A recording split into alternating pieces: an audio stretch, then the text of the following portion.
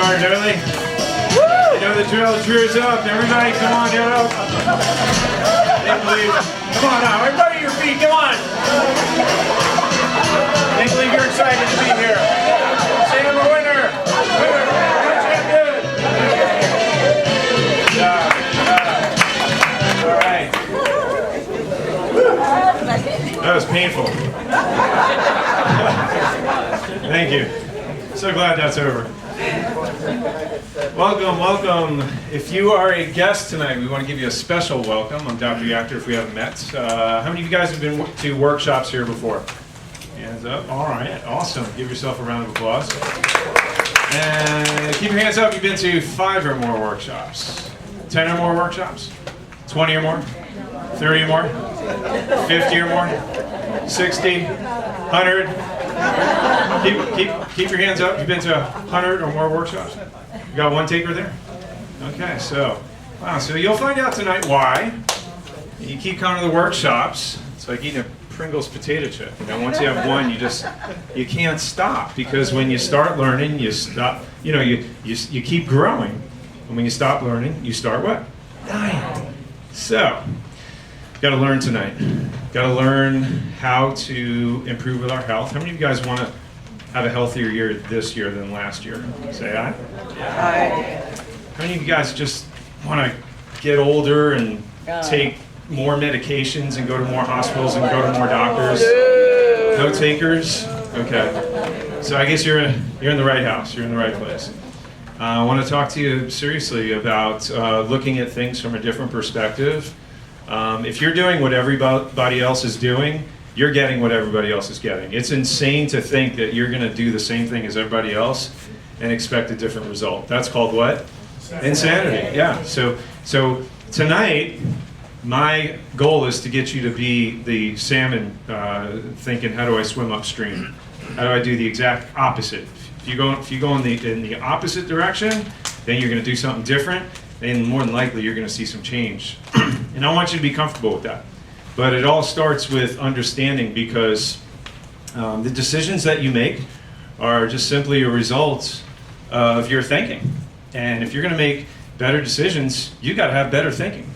We said that Einstein, right? You can't solve the same problem with the same level of thinking that created it. So keep coming to the workshops. Tonight will be an epic one, but next month we have our Energizing Nutrition Workshop. We have these little workshop cards. If you don't have one, got the whole 12 months out, and you will see on that workshop card every workshop that we have coming up that you can improve your health on. So next month, Energizing Nutrition. How many of you guys feel like you'd use a good 30-40% more energy? Yeah. Some people not raising their hand. Definitely, those are the ones that need the energy the most, right? Okay. I called you out. I got you. All right, so let's just jump right into heart disease. Most of you guys know it's the leading disease killer for men and women. Every 37 seconds, a life is lost. Every 37 seconds. So, it's just not getting better. It's 3 times worse than it was in the 1930s. We spend more money on heart disease. We have more medications for heart disease every single year.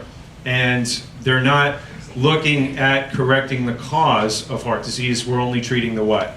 The effects. It was funny, my Sunday school teacher called on me yesterday. He said, Dr. Yachter, I love you, but when somebody goes to you, when somebody comes to you, are you treating their pain, or are you looking to correct their condition?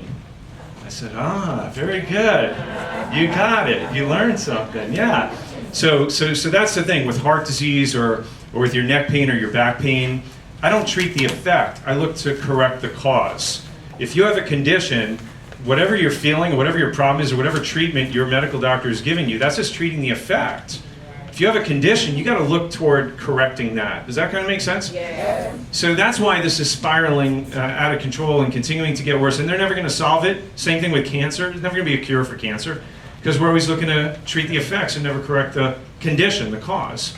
So let's get into what we're going to have you leave here understanding tonight. And primarily, many of you here, you're wondering what you can do to lower your cholesterol naturally. What you're going to learn tonight, just because you lower your cholesterol levels doesn't mean that you're reducing your risk of a heart attack, stroke, right? Coronary artery disease. Just because you lower your cholesterol doesn't mean that's going to happen. The second thing you're going to learn is that numerous studies show by lowering your cholesterol, you're going to be in worse shape than if you did nothing at all. I'm going to let that simmer a little bit, all right? Because these questions are going to keep coming back to haunt us tonight. How do statins affect brain function? You may not know this or not, but prominent neurologists have written about the effects of statin medications on your brain. And the reason why is because you have neurons in your brain. How many of you guys want to keep all the neurons in your brain? As many as you can, right? So the neurons in your brain rely on cholesterol from your bloodstream, primarily LDL. Is that the bad cholesterol or the good cholesterol? They say that's the bad cholesterol, but reality is that LDL is not cholesterol at all. Did you know that? LDL is not cholesterol. What LDL stands for is low density lipoprotein. So it's not cholesterol, it's a what? A protein, which is really a carrier for life-giving cholesterol to bring it to the neuron so that those neurons can fire and function and your brain can work the way that you like it to. So if you're taking the LDL down, you're stopping an important process of how the brain functions. Brain holds 2% of the body's mass, but contains what percent of the total cholesterol? Your brain contains 25% of all the cholesterol in your body. Wouldn't that tell us that there's probably a reason why God made your body with the cholesterol that it has, that it actually serves a function? It can't be all bad. There's got to be some good. Does that make sense? Yes. So what does cholesterol form? It forms the membranes in the cells, in and around every cell, brain cell, every cell in your body. The main constituent of that membrane, of the cell, is made of what? Cholesterol. How important are the membranes in the cells? Well, they have to be permeable. They have to let, all the vitamins and nutrients and all the good stuff in, and then you have toxins and waste, and all that stuff has to go out. So there's a permeable barrier there that plays a very important role in cellular biology and the health of your body. Yes or yes? You following me? So cholesterol is at the root of that. And if you're trying to get rid of all the cholesterol, you begin to start sacrificing those functions. So cholesterol in the brain serves as a powerful antioxidant. Antioxidants have protective mechanism against the damaging effects of free radicals. When free radicals build up, you've got problems. You're increasing your risk of what? Cancer. So cholesterol is a protector of cancer as well. So you take all these benefits that you've learned, right?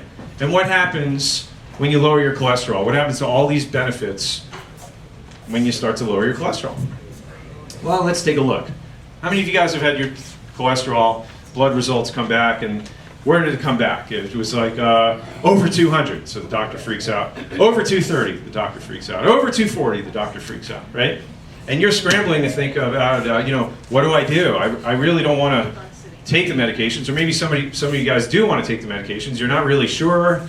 You're stuck in fear. What do I do? So where is that right number? Where is that supposed to be? Well, let's just give you some reference for some of the studies that have come out. They did a study which points towards the cause of Alzheimer's disease. In 2005, Boston University, there were 1,900 participants in this Framingham study. And they evaluated all of the core processes that people were tested for with Alzheimer's disease. Memory, learning, concept formation, concentration, attention, reasoning, organizational abilities, all the features that are compromised with Alzheimer's patients. And they found with those with the total cholesterol less than 200, they scored the lowest on the test. The people with the highest cholesterol, guess what happened with them? They scored the highest. Yeah. So clearly the evidence is out, and you see study after study showing that the lower your cholesterol goes, you may be under the false assumption that you're eliminating your risk of a heart disease or a coronary artery disease, but that's not true, number one. And number two, you're in the long run, you're going to compromise brain function. Does that make sense? Other neurodegenerative disorders, again, related to eliminating cholesterol, something that's vitally important. Parkinson's disease, from a medical journal, movement disorders. They said that people with the lowest LDL cholesterol, notice how it says LDL, it doesn't say HDL, right? Right. Why? Because what's so important about LDL that we said? What does it do? It transports the cholesterol to the brain. Remember, LDL is not cholesterol, right? It's a protein that shuttles cholesterol to the brain to what? Fire neurons. You got that? So that's why this was important in the explanation of the study. The LDL cholesterol with the lowest in those people were increased for Parkinson's disease by how much? 350%. Neurodegenerative disorders, you're going to find a lot of cholesterol issues related to that. In the coming years, as studies start to emerge, you'll see the correlation with that. So, Dr. Yachter, what can I take to lower my cholesterol? Do you have a herb? You got a vitamin? You got I don't know. I heard fish oil capsules were good for my cholesterol. What is it? Can I take something natural to bring my cholesterol down? Some of you guys might be thinking that, right? What is the answer to that question? Based on what we just talked about, is that the right question to be asking? No. We have to ask better questions to get better results. Okay, so clearly you're going to see that we don't want to mess with that cholesterol. And if you've got a fear back there still saying that, well, dangerously high cholesterol levels, I could have a stroke, I could have a heart attack, my arteries could clog up. Well, where's that coming from? You're going to find out in just a minute. Stay tuned. Cardiologist Asim Malhotra, medical doctor, in his investigation, he was talking to the British Parliament. I have this on video.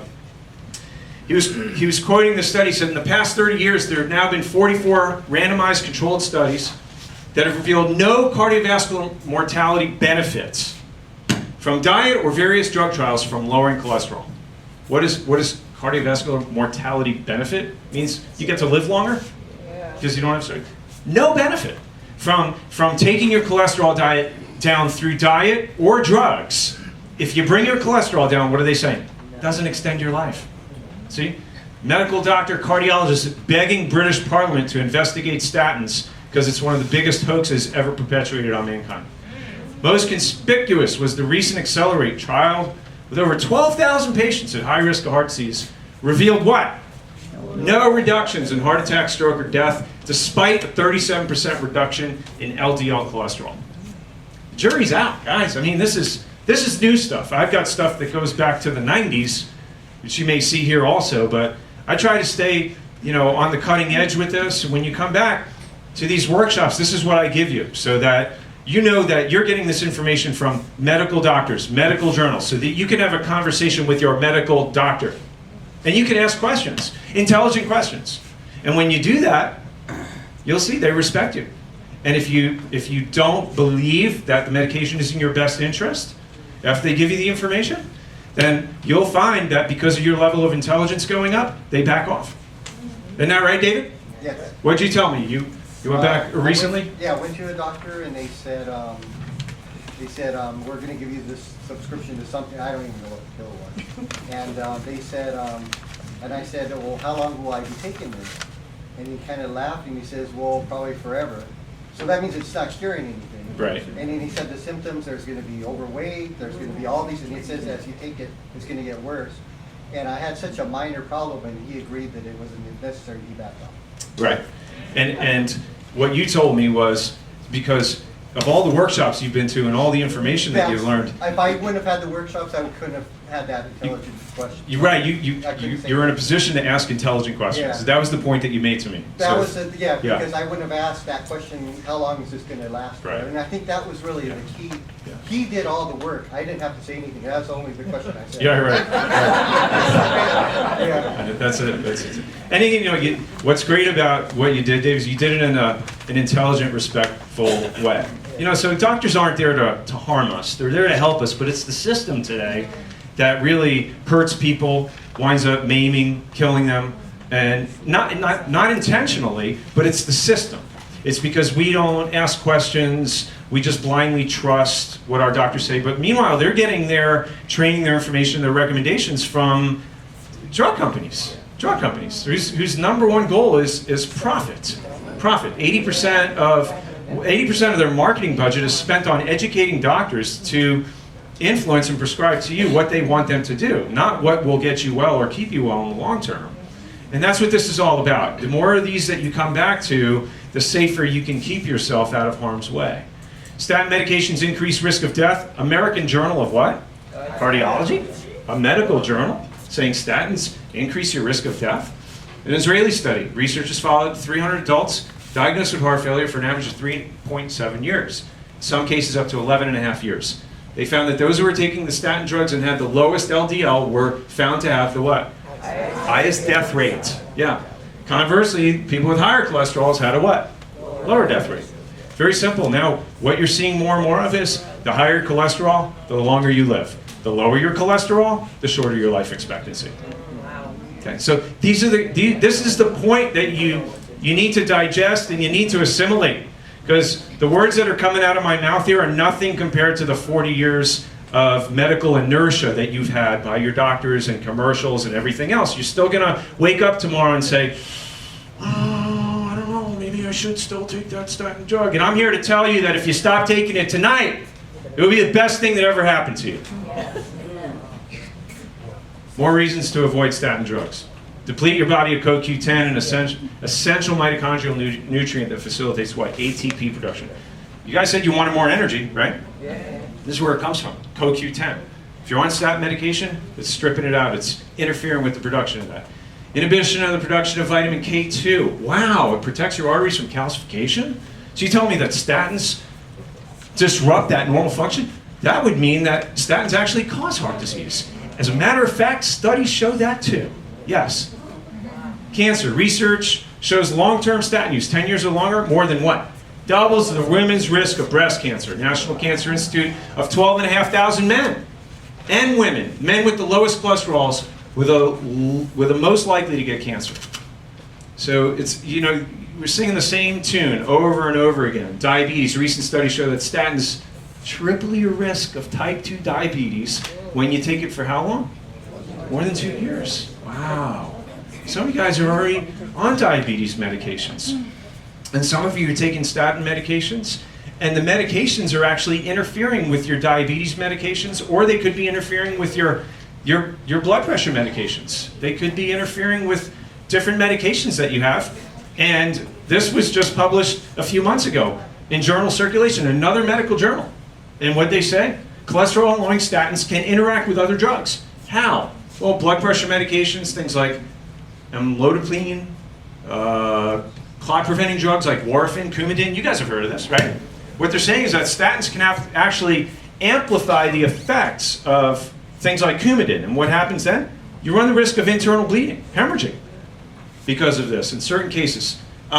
So other drugs boost statin levels. Some of these other drugs that you have, like valsartan, some of you guys are on that. Lanoxin, I guarantee you if we took a health profile right now, there'd be at least somebody that's on, at least everybody in this room is on at least one of these medications. These are very, very common. At least 2 out of 3 people that I take care of are on these medications. And what it's showing is that they boost statin effects in your bloodstream. They raise the statin effect in your bloodstream, which is a major cause for muscle problems. That muscle pain that you have, the muscle-related side effects, pain in the joints, all the musculoskeletal issues that statins cause. Now you know where a lot of it comes from, medication interactions. The average senior citizen is on how many different medications? 13, 12 to 13, that's right. So like David said, you ask your doctor, how long am I going to be on this for? What do they say? The rest of your life, because it doesn't cure anything.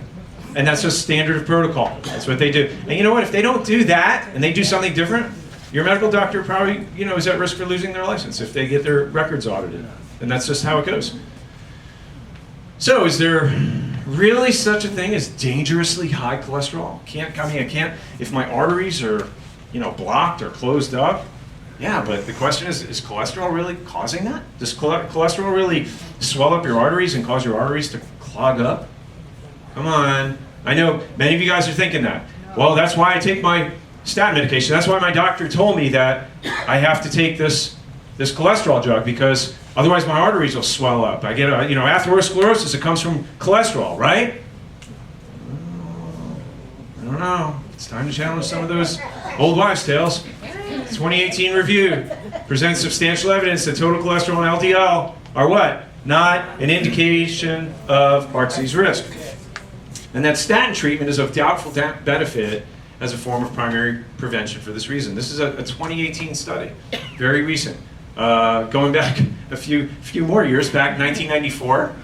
I remember, we've been doing these workshops for 20 years now. So I remember using this one, the Journal of the American Medical Association in 1994. So if I did this workshop back in 2000, it was really more recent. But here you find it. So we're still seeing the same thing that we did 25 years ago. 1,000 participants in a 4-year Yale study. People with low total cholesterol have just as many heart attacks as those with what? High cholesterol. Isn't this ridiculous? It's absolutely ridiculous. So what's the right question to ask your doctor? Well, the New England Journal of Medicine found this. Again, probably one of the most prestigious medical journals on the planet, back in 2005. And still yet, we have to ask our doctors the same question, right? Journal published this. Their own medical journal found that patients with low CRP levels, C-reactive protein, raise your hand if you heard of C-reactive protein. They found that when that level was low, the patients had fewer heart attacks regardless of what? Regardless of their LDL. They had fewer heart attacks when their CRP was in low range. And they had more heart attacks if their CRP was elevated, regardless of their LDL cholesterol. So what did this study show?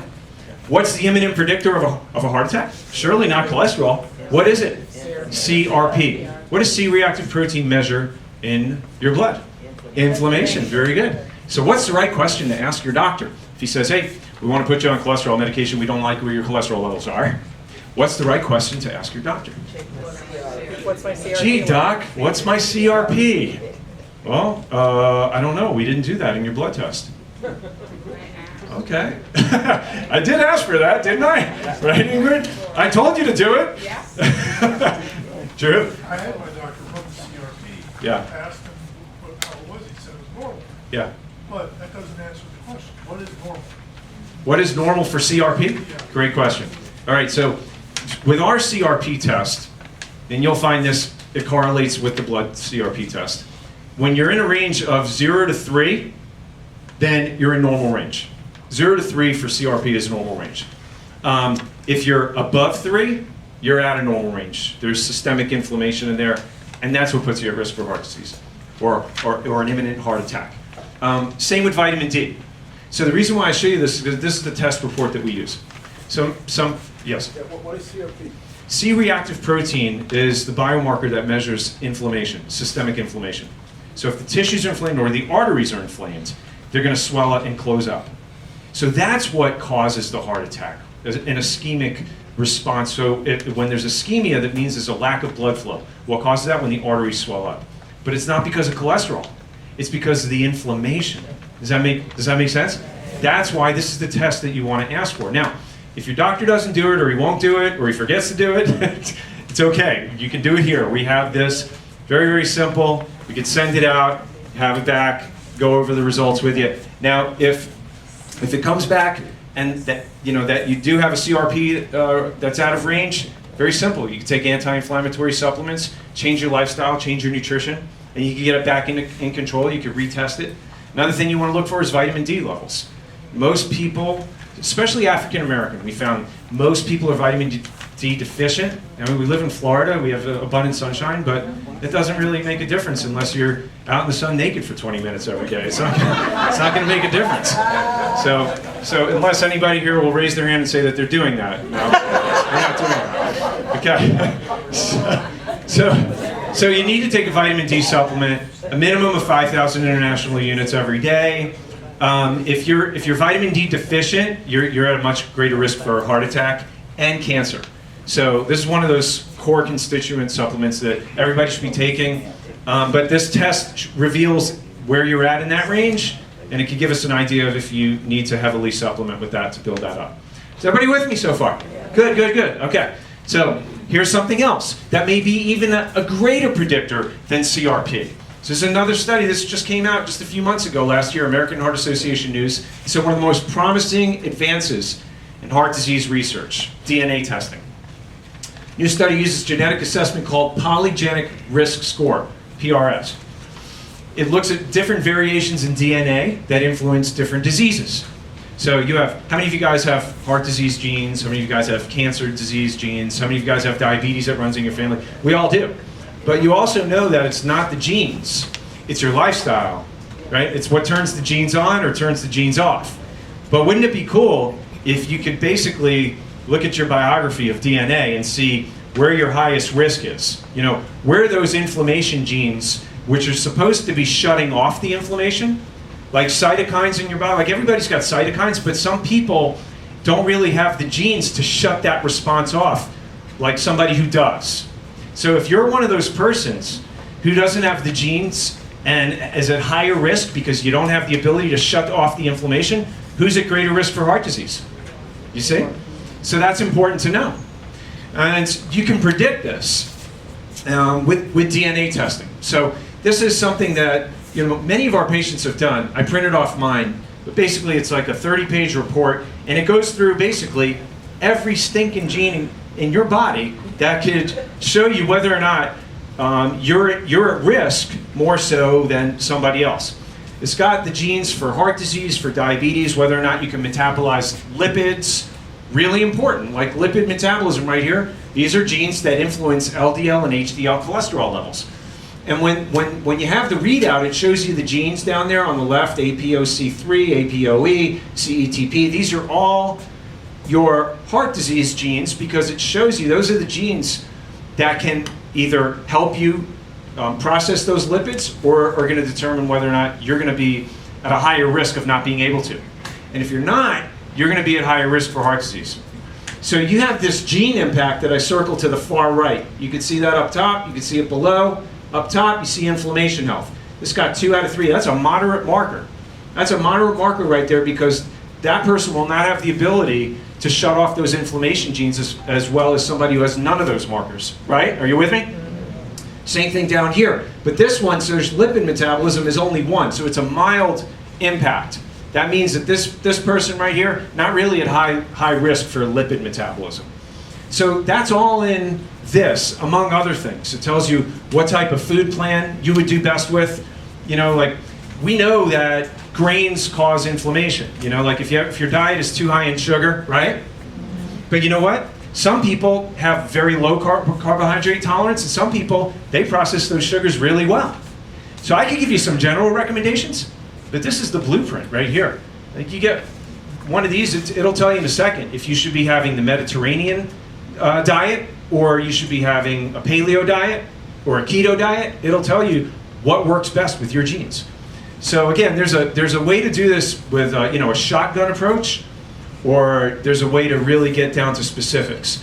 So the gene report testing, again, this is what the study just was published with in this new medical report. They said that the PRS is like having a snapshot of the whole genetic variation found in one's DNA and can powerfully predict disease. So by looking at those genetic variations, it'll really tell you where you're at risk and how much risk you are at for heart disease. Is that making sense? Yeah. Okay. If that's something that you're interested in, talk to Deborah. She'll tell you how to do the test. Basically, you just take a cotton swab and you swab the inside of your mouth. And it's not like the 24andMe type of thing where they show you your ancestry and what part of the world that it came from. No.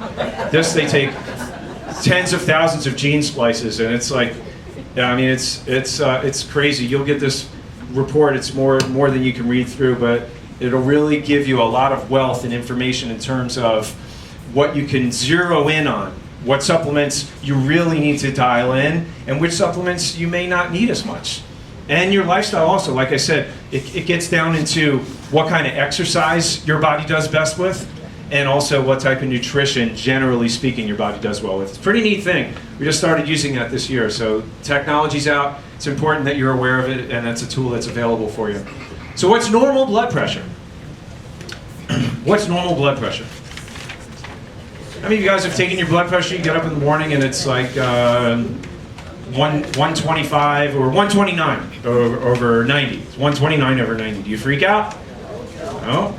It's 135 over 90. Do you freak out? It's 145 over 95. Are you freaking out yet? No? Why not? Well, Mayo Clinic says if you're a healthy adult age 60 and older, your treatment goal is less than what?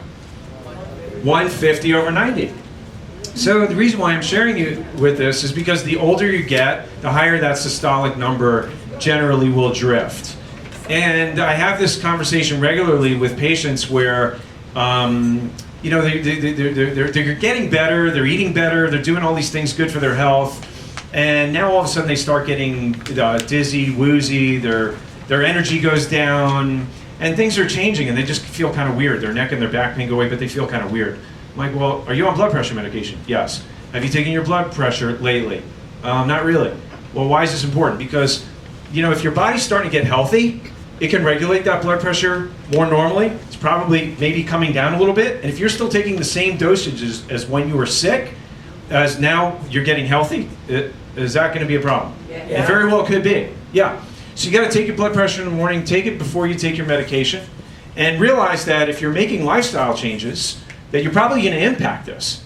So don't freak out. And, you know, eating good and exercising, these are really important things. But if you want to get a hold of your blood pressure, start getting proactive with this. Start losing some weight. You know, you knock off 10 pounds, you double your chances of normalizing your blood pressure, right? 22 pounds, you reduce your risk of heart attack by 75%.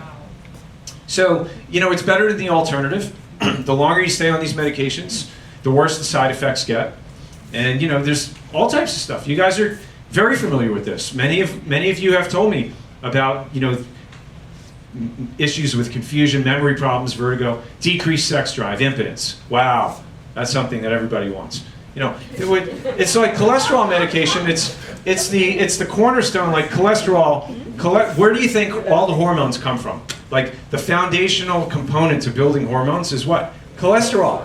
So you look at the testosterone industry now, it's got to be close to a $3 billion industry every single year to treat the effects of so many people that are medicated when they get over 50 years old. The two main medications that most people over 50 are on for what?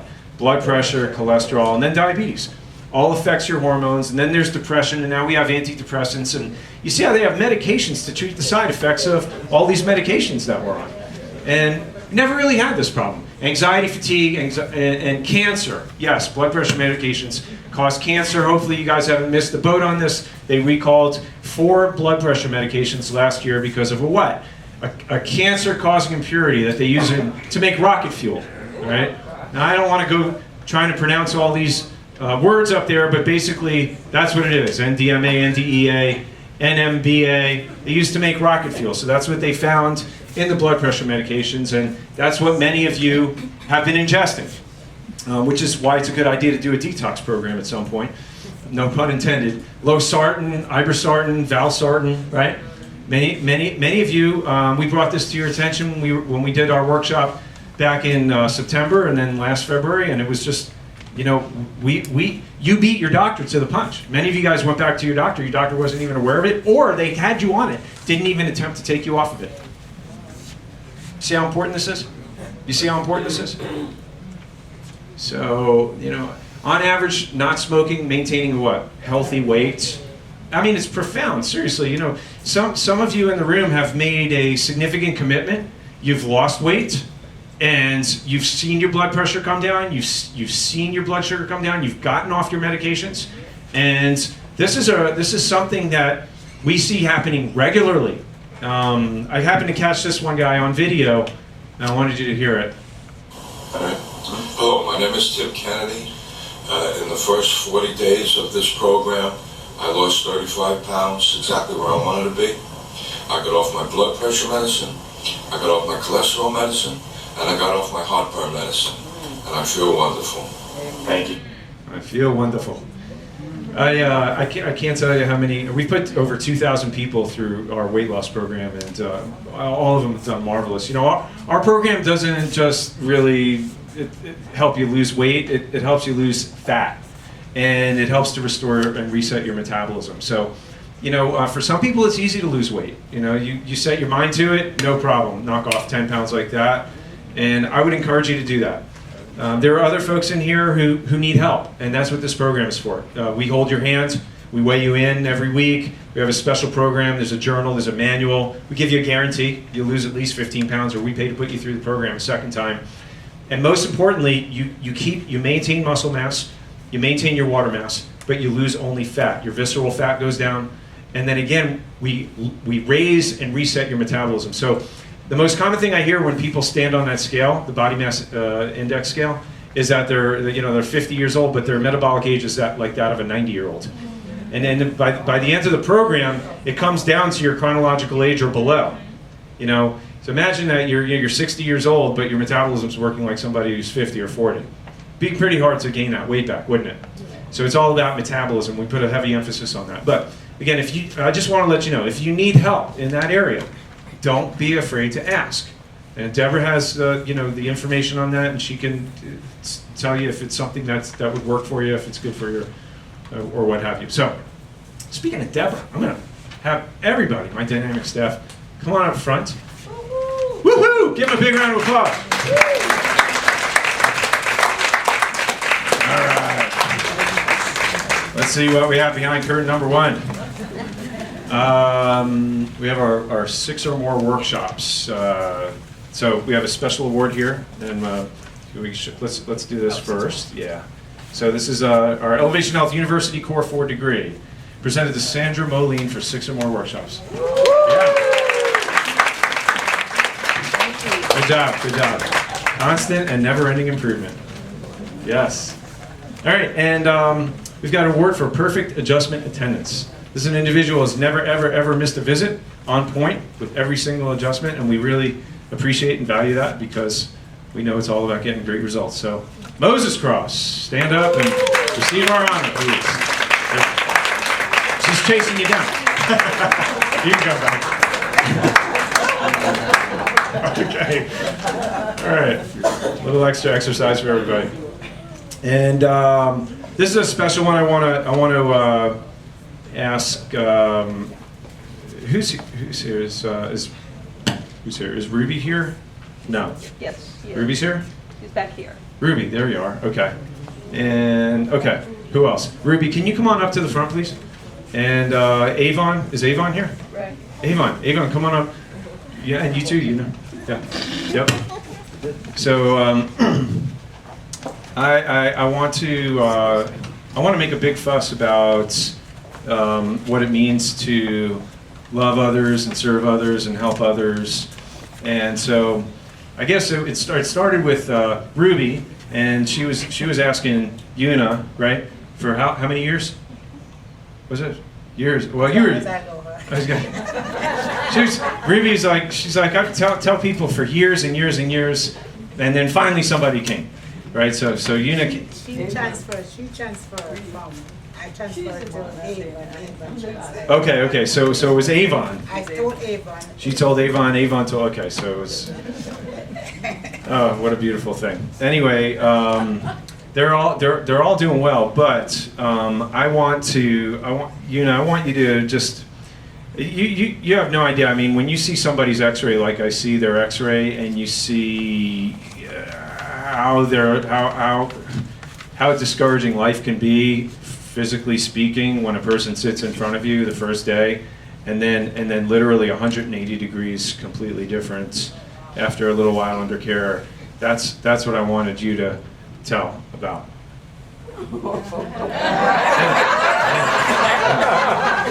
Good. Just and a woman of few words. Good. When I came here, when I was first of all, I couldn't even walk. I couldn't stand up for like 5 minutes. Not even 5 minutes. I have cramps, my shoulder, and I just couldn't stand up. I walk pain every day, constantly from 2004, having pain. And I came here the first time when I came here, and I got on this machine here, I could feel the changes, start changes. I told the staff them how I love this machine. And so I love the machines because it's pulling me, it's taking me. And since then I have improved so much. So what are you able See, I to was do now? jumping and skipping. I could not even stand up much more to jump just now when the doctor called. And I just appreciate it and I just thank you. And every day I pray for you. Every day. So the one thing that really that really I needed to hear the most is how much she can now do in her church and serve other people, like physically. She wasn't able to do that before, and that's what she lives for. I'm in church, so I have a little tuck shop in the church there. The ice cream. I sell ice cream to the children, so I'm still doing it. And Awesome. I'm doing well. Awesome. All right, give her a round of applause. Before we let them go, okay, so that's the life that's saved, and these are the lifesavers. So, and we're not just going to give you candy. We got some gift bags for you guys. So, love and appreciate you so much. Thank you, Ruby. Yes, leaving a legacy, my dear. Leaving a legacy. Awesome. That was great. All right, everybody, stand up for me, please. Turn and face your neighbor to the right. And I want you to put your hands on their shoulder and squeeze and just wake them up. Wake them up. Can't have anybody falling asleep. Can't have anybody fall asleep. Go ahead. Karate chop. Karate chop. Get that stress out. All right. And turn around and love your other neighbor.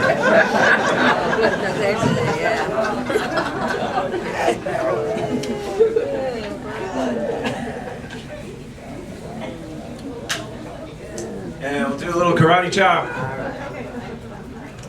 Awesome. Good job, guys. Is everybody awake? Yes. All right, give yourself a round of applause. All right, just gonna, we got a little bit more to go. A little bit more to go. Okay. So, what does the question read? What does it say? Does cholesterol cause this?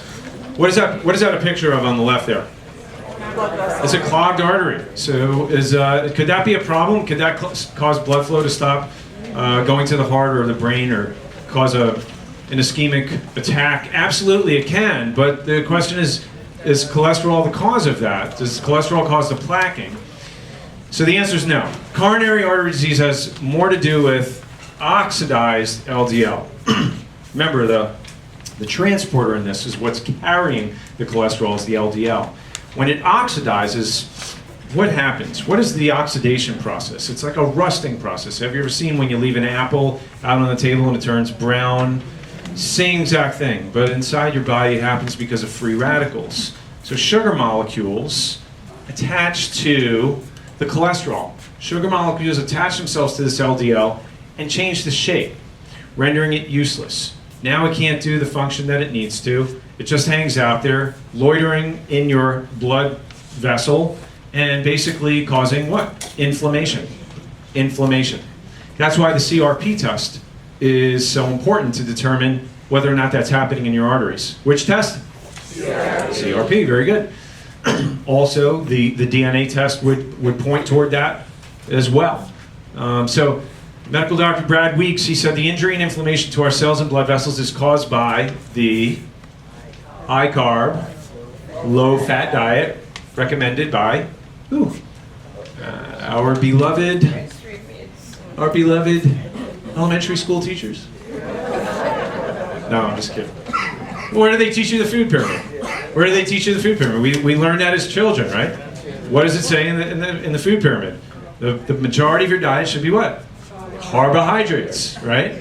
And then they say low fat. How many of you guys remember, years ago they said low fat, right? Lean meats. Take all the fat, all the cholesterol out of your diets. Turns out that this was a bad idea. We need the good fats to help put out the what? Inflammation. They help to fight the fire. So the first thing that you have to do, if you're really serious about this, if your your CRV is off the charts, if you're on medications, if you're serious about making changes, the first thing that you need to attack is what? The sugars. You want to virtually, eliminate it if at all possible. And it's nearly impossible. It's nearly impossible. But if your goal is to reduce it, that's weak. If your goal is to eliminate it, you're never going to do it, but at least you're going to get better results if your goal is to eliminate it. That's all. It's just a mind trick. It's a Jedi mind trick. So that's what you got to do. And you got to read behind the lines, and you got to learn how to read labels. And if you're eating corn, remember that's a grain, and it's worse. It's worse than a lot of the other grains because it's got the highest levels of glyphosate, which is the active ingredient in what? Roundup. So we don't want that. And you look at this, you take inventory. It was funny, we were at the bowling alley last night, Jim, right? And my wife and I were watching the kids. My youngest son is 12 years old, so he's got all these kids that he plays with from school. And they're eating pizza and they're drinking soda.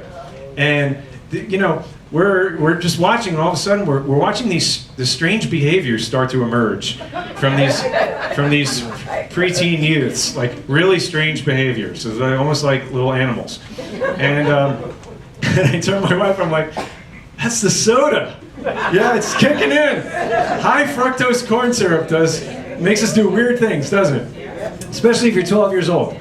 So, you know, you gotta read the labels, guys. You really gotta read the labels. It affects the kids, but it affects us too. You know, their arteries are starting to clog up. Their arteries are, atherosclerosis does start. They're finding now in the single digits. It's no joke, you know. But with us, you know, we start getting our affairs in order with this, and guess what? We become a good influence on the younger generations. You know, so there's a old saying that said, "Who can anchor to an unanchored mind?" Be the change we want to see in the world, right? So it starts with us. Inflammation from sugar, toxins, bad fats, low fats, and this is what it really comes down to inside of those arteries. You know, so if you on your blood cholesterol test came back and your doctor said, "Hey, your cholesterol's 300 or 350," and your arteries look like the top one, would you be concerned about that? No. Very good. Okay. Let's say on the lower one, you start to see plaquing, start to see occlusion of the artery, and you're on a statin drug, you're on cholesterol-lowering medication. Is that fixing that? No. So the person with the lower picture who's got a cholesterol of under 200, which the pharmaceutical guidelines represent, right? And versus the person with the high cholesterol, 350, not on any medication, who gets the heart attack first? The one with the person on cholesterol medication, which is why if you go to the ERs, any of the ERs in any of these hospitals, you see 75% of the people who've just had a myocardial infarction, they're on cholesterol medications. They still have the heart attack anyway. So this is the key right here. It matters not what the cholesterol is, it matters more of your level of inflammation and your lipid metabolism, how well your body can process these things. So those are the two most important things. Now, the other concern that people have is, well, the bacon and the eggs and the steak, should I be eating that? How much of it should I be eating? Because that's really going to clog up my arteries also. How many of you guys remember hearing that? Some of you might have been told by your doctor, stay away from the saturated fats, right? And you'll still hear these old fogey doctors on talk radio saying coconut oil is the worst thing, stay off of the saturated fat, and it's junk science. Don't believe any of that because this comes straight out of medical journals. American Journal of Clinical Nutrition, 340,000 people followed from 5 to 23 years. They found that the intake of saturated fat was not associated, was what? Not associated with an increased risk of coronary heart disease, stroke, or cardiovascular disease. The actual risk for heart disease was 19% lower in the group consuming the most saturated fat intake. So that's why you've seen this. Time magazine, they've had this several times where they've showed that we were wrong. And your body needs saturated fat. Your brain needs saturated fat. The preferred fuel for the heart is saturated fat. So there's a difference between good fat and bad fat. And if you eliminate all the fat, you're throwing the baby out with the bathwater, and you're causing more damage to your health than helping it. So we've got to have that. Now, I'm not saying go out and have a T-bone or a ribeye every night. That's not what we're talking about, because you may very well know that meat causes elevated levels of estrogen, and over long periods of time that could increase your risk of cancer, especially with the quality of the meat, with the hormones and the antibiotics and this and that. So I'm not an advocate of eating lots and lots of red meat. Moderation every once in a while, but you know, the mainstay should be more like the paleo type of diet or the Mediterranean diet. And again, this is general. Like I said, you know, with the DNA test, you open one of these up and basically it says you do better with the Mediterranean. Now, it's interesting because there are some versions to that. Some people do well with a Mediterranean diet with an emphasis on less grains, because the Mediterranean diet says whole grains. You know, they say, yeah, you can have whole grains. But that may work well for somebody who has a genetic predisposition to processing those grains and those carbohydrates very easily. But somebody like me doesn't. So when I look to eat a Mediterranean meal or Mediterranean diet, I keep those greens to a minimum or not at all. I try to avoid greens. My eyelids get heavy when I eat greens. Any of you guys like that? You know your body type. You got to know it.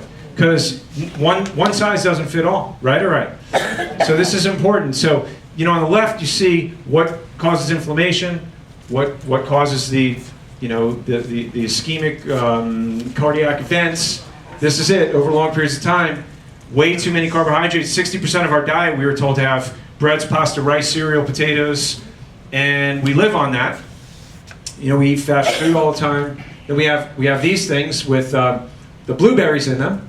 We have the round things with the holes in them. We have the long yellow things. And what do they all have? Hydrogenated fats, rancid vegetable oils, partially hydrogenated fats, trans fats, which your body doesn't break down. It camps out in there like synthetic motor oil. I run my cars on synthetic motor oil. You know why? I don't have to change it for 10,000 miles.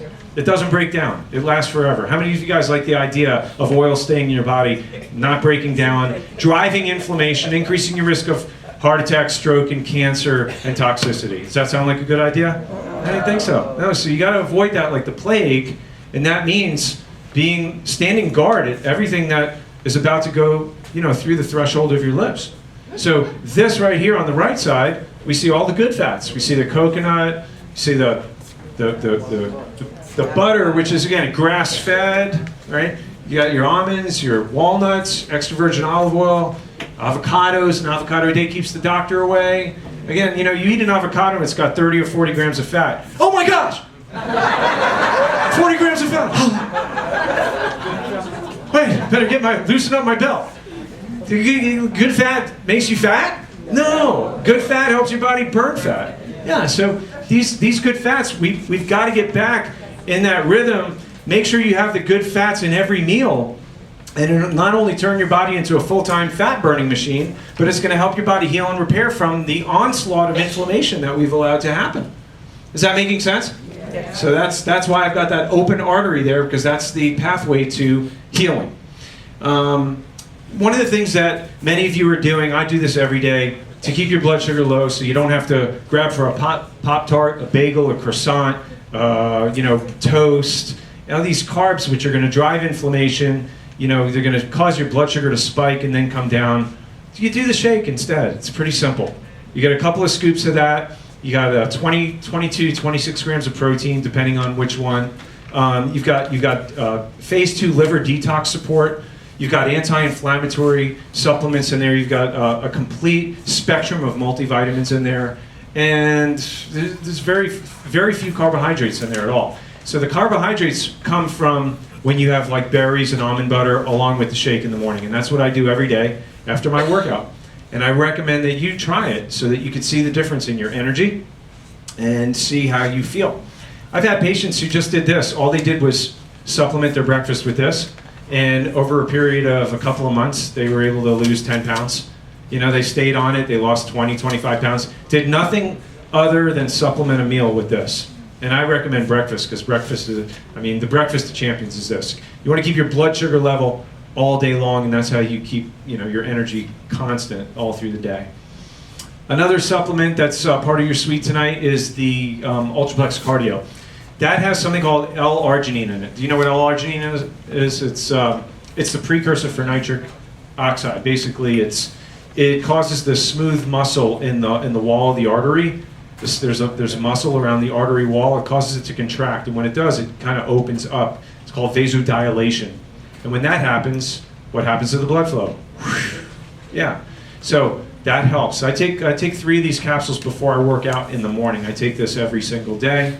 And I don't take it because I have heart disease. I do it as a preventative. So this is great, especially if you've got issues with your heart, a heart condition, blood pressure. Highly recommended. Vitamin D, again, as a preventative, because vitamin D supplementation not only helps with cardiovascular health, but also with healthy blood sugar metabolism. Did you know that? Yep. Also helps modulate your immune function, like we spoke about. CoQ10, You should know this, not just for energy, for every molecule, but especially the heart molecules. The heart cells need CoQ10. Taking statin medications, if you've ever taken statin medications, you want to make sure that you're on this supplement. And if you want a healthy heart, again, your heart depends on this stuff. So also if you have symptoms because of that, because of the statin medications, this helps to offset that as well. EPA and DHA, how many of you guys have heard of this? Fish oil capsules, you guys know? Okay, so it has to be the right balance, the right ratio, and that's really important also.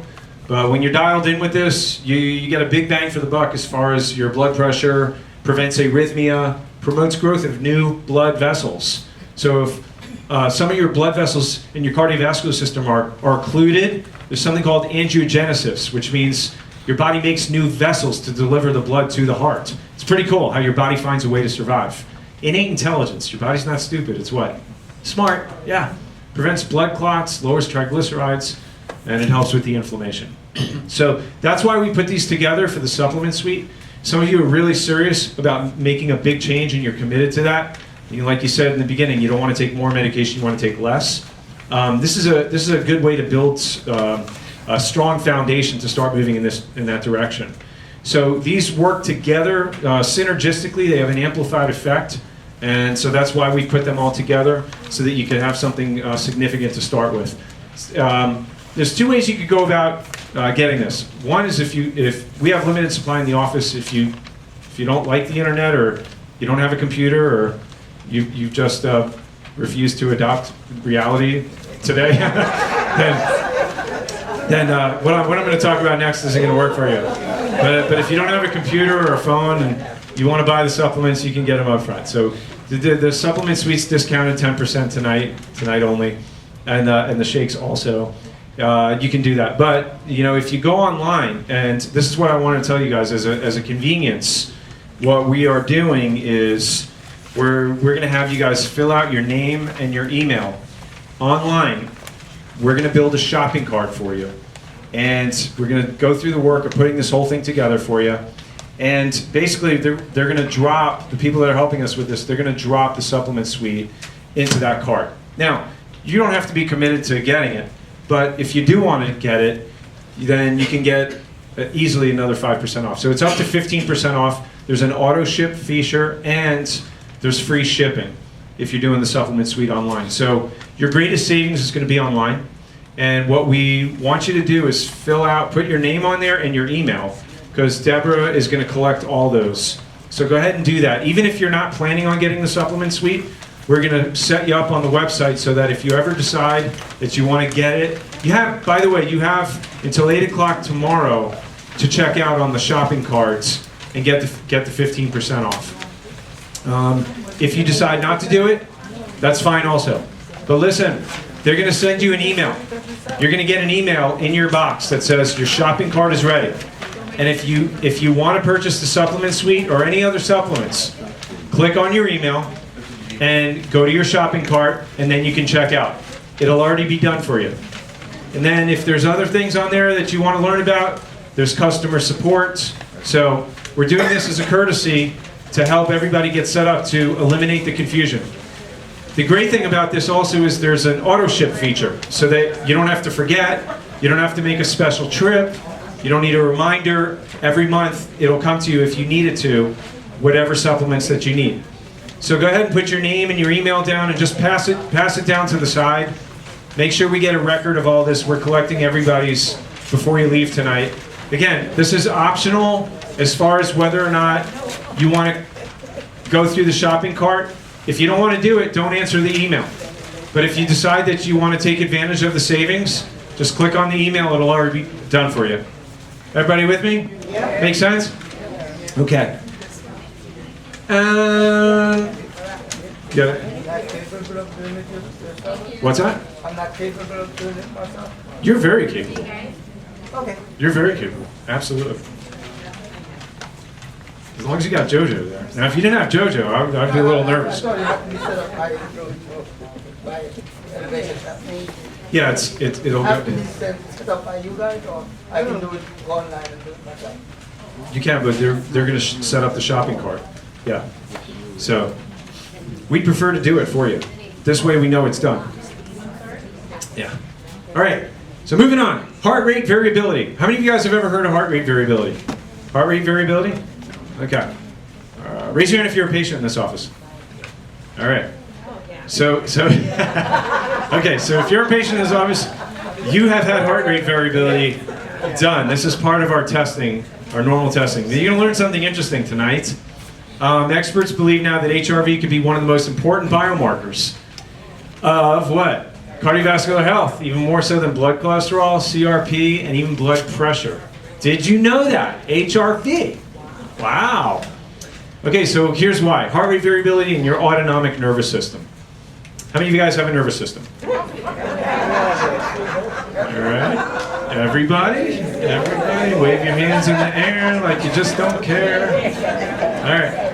So you got your autonomic nervous system. There's two parts to your autonomic nervous system. You have your central nervous system, and then you have your central nervous system. There's two parts to your nervous system. The central nervous system is what you feel, the sensory, and then also it goes to the muscles to move the muscles. Then you have your autonomic nervous system, which is the bigger part of the nervous system, which controls all the organs.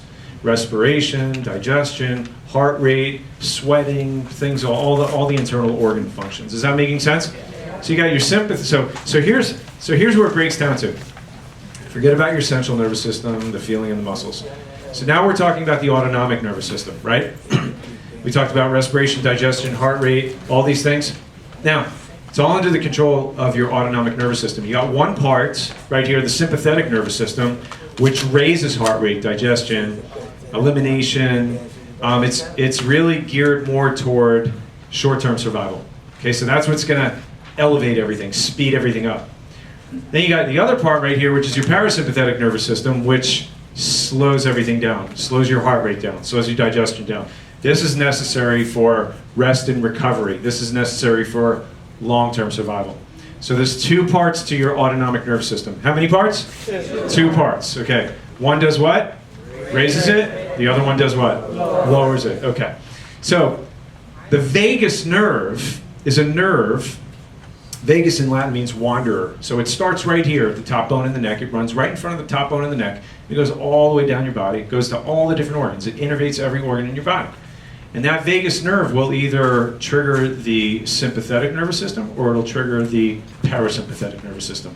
Through the vagus nerve, it allows you to control the function and the speed of all of the organs to keep your body in balance. So it says that the vagus nerve modulates heart activity by slowing the heartbeat. That's really important. And it relaxes the heart when the nervous system is activated. When your sympathetic nervous system is activated, your vagus nerve will accelerate it. So the vagus nerve, when it stimulates your parasympathetic, it slows down your heart rate. When the vagus nerve stimulates your sympathetic, what does it do? Speeds up your heart rate. Now this is really important. Follow me where I'm going here. Because when it accelerates your heartbeat, it causes constriction in your heart muscle. Could that potentially lead to a problem? Yes. Could, yeah. So when you're healthy, these two branches are in balance. Yeah. So and you're supposedly in a ready state for stress. Your body can handle stress better when you're in autonomic balance. That's why long-term studies show that people who are under chiropractic care for 5 years or more have less sickness, less colds. Their immune systems are about 300% stronger. The risk of cancer goes down. The risk of heart attacks go down. They take less medications. Because of this, because of their nervous system being in better balance. Is this making sense? Okay. So research indicates an imbalance in your sympathetic and parasympathetic nervous system is responsible for the vast majority of heart disease. Wow. So what they're saying is that heart disease or heart attack could really be more of a nerve system problem? Is that what this research is saying? Yeah, that's what it sounds like. So your heart rate variability measures the status of your autonomic nervous system, whether it's in balance or out of balance. Why is this important? Because if you look at your parasympathetic, you got to know that it's got to keep you in a relaxed state. If you're off the chain with your stress, what's it going to be doing? Your vagus nerve, that's going to be stimulating that sympathetic nervous system. That's going to be constricting heart muscles. That's going to be causing the heart rate to elevate, right? And if your parasympathetic is weak, and it's lessened and it's functioning in a lower state and it's sympathetic dominant, what happens to your risk of a heart attack? Goes up. Friday night, I probably was up every hour, hour and a half, kept waking up, and finally it was like I couldn't get a deep sleep.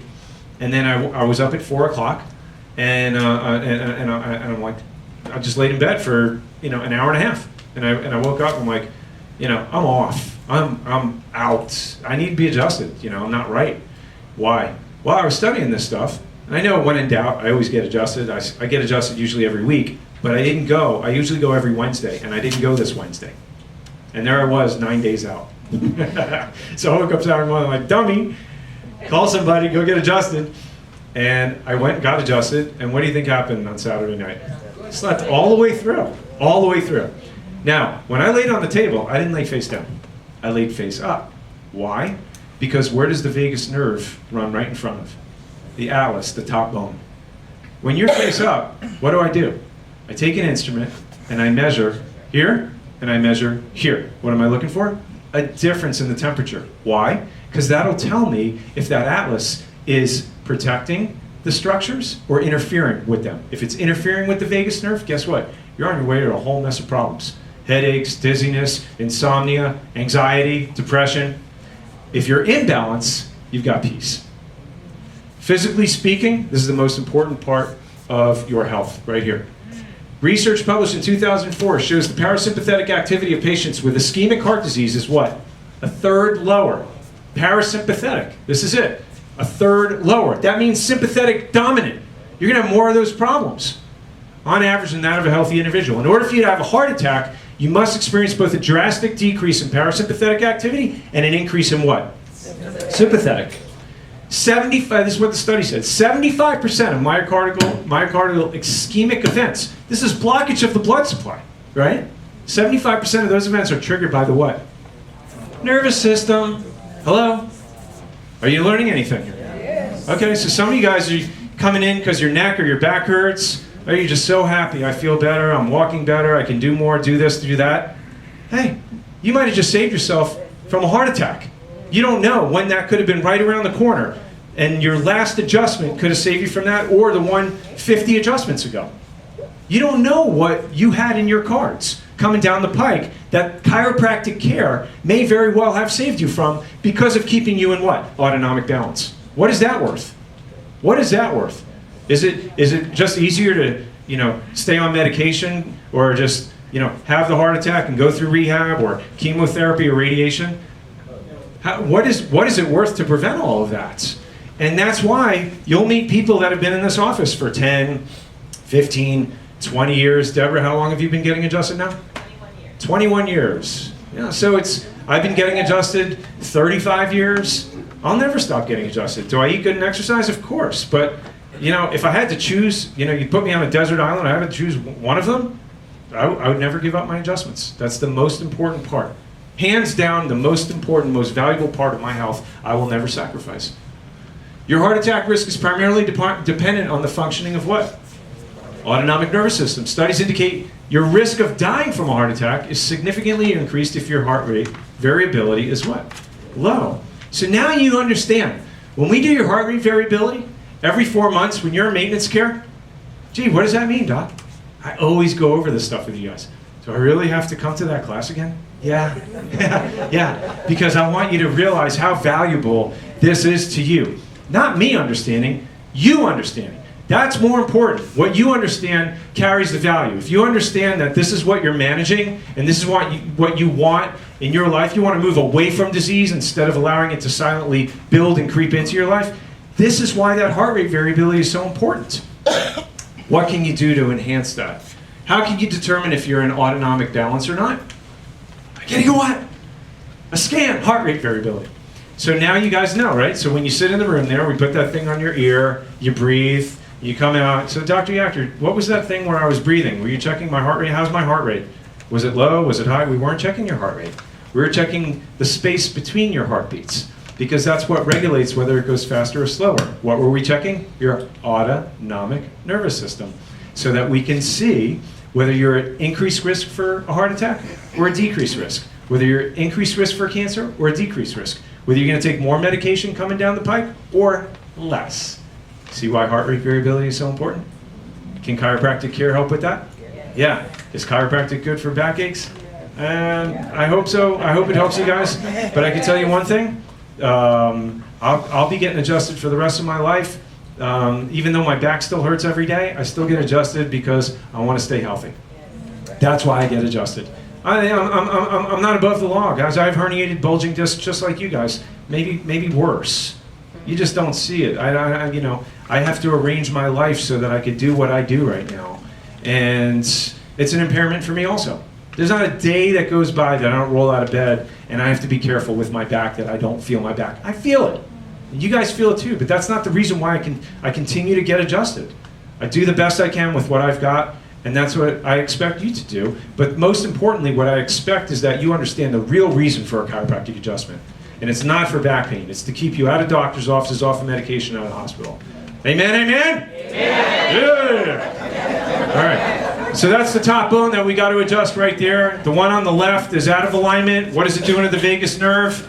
Interfering with it. What does that lead to? Sleepless nights, anxiety, depression, dizziness, headaches, etc. So we got to get that balanced. That's what I got the other night, and I slept like a baby. That's the area that needs to be checked. The nerve chart shows you. Those are all of the symptoms that I just described. What I didn't talk about was high blood pressure. Because that, when the sympathetic is dominant and the parasympathetic is low, what happens? Woo, we're off to the races. There goes your blood pressure, right?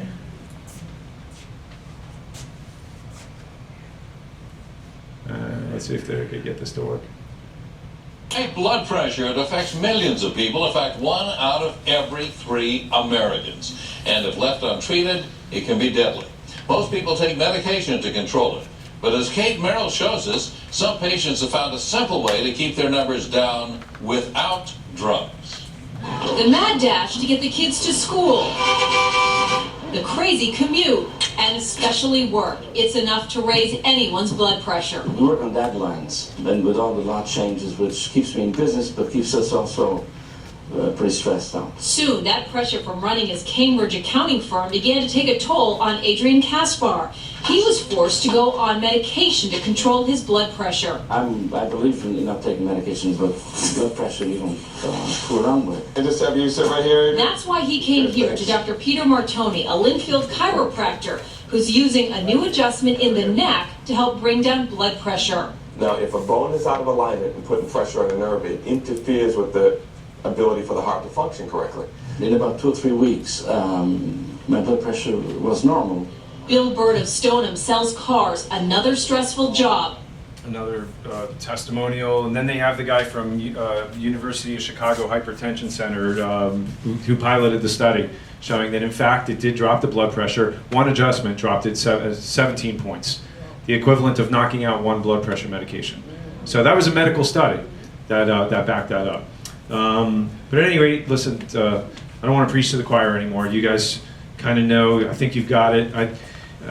But there are some of you here who don't have it, or you haven't had your spine checked, or you don't have a chiropractor. So I won't let you leave without giving you an opportunity, because you did learn something important tonight, didn't you? Yeah. You learned, what'd you learn? You learned the right questions to ask, the right tests to look for. You learned about nutrition. But what has preeminence over that? Which system? 75% of the time, where do heart attacks and heart problems come from? The what? Your nervous system. So if you're not getting your spine checked on a regular basis, you're missing the most important part. So if that's something that you want to have evaluated, let me tell you the right way to do it. You sit down, you have a consultation with me. It takes about 10 minutes. I kind of hear about your history, your family history, what you got going on. Then we proceed to the examination room. We'll check your posture, palpation. We'll do the thermal scan. And if there are problems there that are evident, to eliminate the guesswork, we may very well take x-rays.